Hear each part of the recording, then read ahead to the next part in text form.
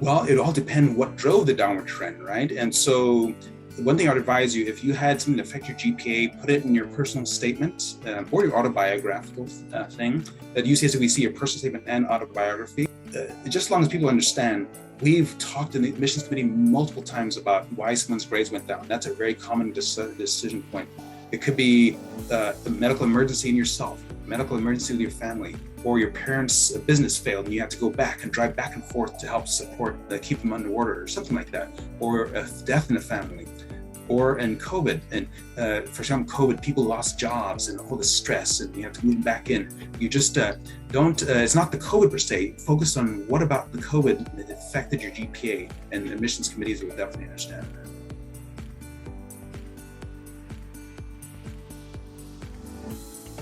You have to take into context, right? A simple drop class could be, like I've seen that, and the way I interpret that is they took that, kind of overloaded, backed off, and set things straight.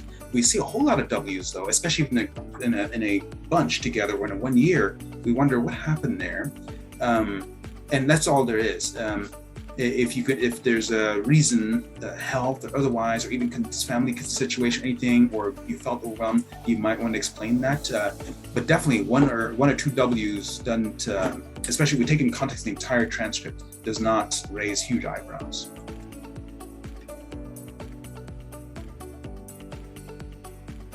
So I think they're saying they'll show up at a four-year university but have community college classes. Oh my God, am I detecting that someone's worried that if you have community college in their transcript, it will somehow make them look?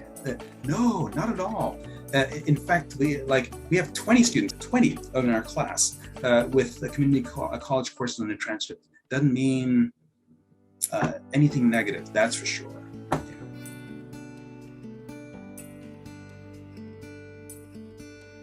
When I see a C, I just want to see how you respond. I mean, was it one C that things went wrong and then you kind of like were able to sit back and recalibrate and then go, all right, what do I need to change to do better? And, a lot of students, for them, it's their wake-up call, or, they found out about a limitation. They found out about a weakness and they had to address it. A student who rebounds from a C, for me, that's usually a plus for me. Multiple C's get me a little worried, just because of how well are they able to really digest the sciences. And it also depends on what they're in.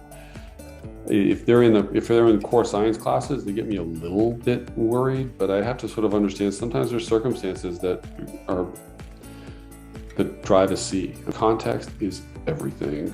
So when you ask me, like, how do I feel about a C? I go, well, I need to see that. I need to see what's around the C. But once I put everything in a context, then I can tell you what I would do with it.